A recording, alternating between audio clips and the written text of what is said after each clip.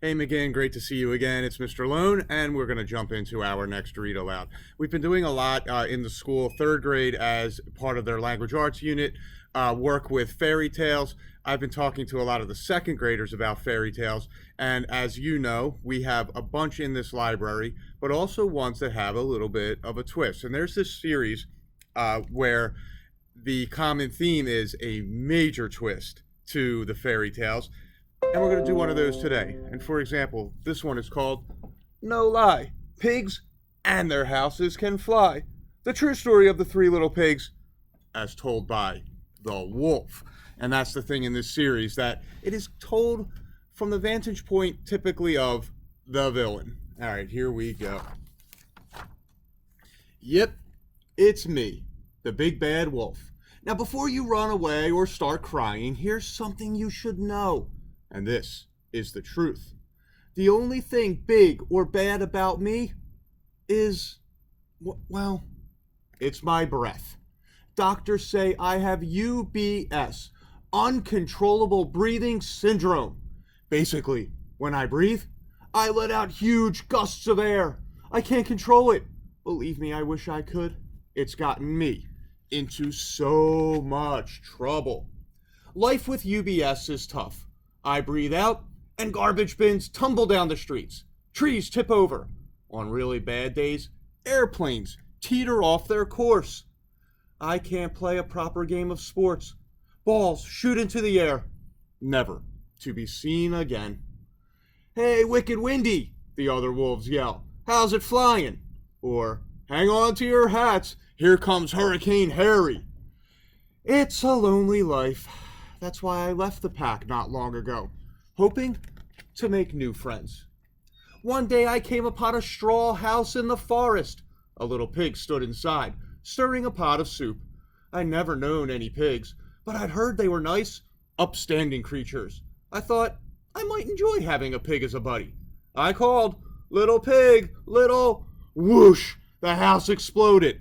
Straw flew everywhere. The startled pig took one look at me and jumped right into the boiling pot of soup. Wanting to apologize, I peeked into the pot. No pig, just a fat, juicy ham. I took a few bites. Delicious. That pig, wherever he was, sure could cook a good soup. Farther into the forest, I came upon a house made of wood. A little pig stood inside, frying potatoes over a fire. I called, little pig, let..." Crash! The wood house splintered into hundreds of pieces. The surprised pig saw me and leaped right into the hot frying pan. I was so sorry for blowing apart the pig's house. I wanted to apologize. But when I peered into the pan, no pig in sight. Just strips of sizzling bacon. Yummo! Finally, I came upon a brick house. A little pig stood inside, stirring a kettle of stew. Little pig, let me in," I called. Guess what? The house didn't budge. The pig saw me and hollered, "Not by the hair of my chinny chin chin." Maybe he had heard about the other pigs' houses and the messes I'd made. I needed to do something nice. So I gathered a basket of turnips and apples. The pig opened the door, snatched the treats, and slammed the door. My stomach growled. I hoped the pig would share his stew with me and we could be friends. I knocked, but he didn't answer. So I scampered up the wall and wriggled through the chimney. Not smart. Woof! I fell right into the pot of boiling stew. "Ah!" I shrieked. "You ruined my supper," the pig cried. But then he giggled. "Oh goodness, look at you," he said. "With your fur burned off, you look like a pig." I did look awfully pink. "I'm sorry I was mean earlier," said the pig, whose name was Mortar. Mort, for short. Wolves don't usually want to be friends with pigs. They usually want to eat them. I told Mort about my UBS and how the other wolves bullied me about it. "Have you ever tried using it for good?" he asked. "What do you mean?" I asked. "Come on, I'll show you." Mort led me to a little blue house. Inside, a girl was huffing and puffing, trying to blow out her birthday candles. Mort nudged me. I leaned through the window and blew. The candles went out. and all the kids cheered.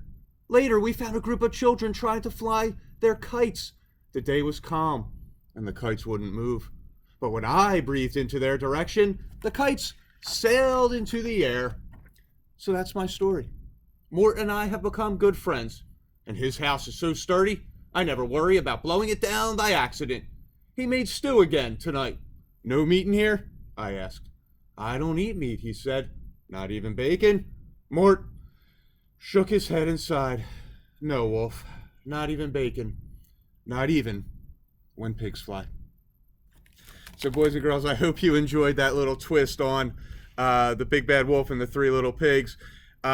Check with me. I can show you where some of these are. We're going to come back with another read aloud to wrap up the week tomorrow. But you have a great night, and I'll see you soon.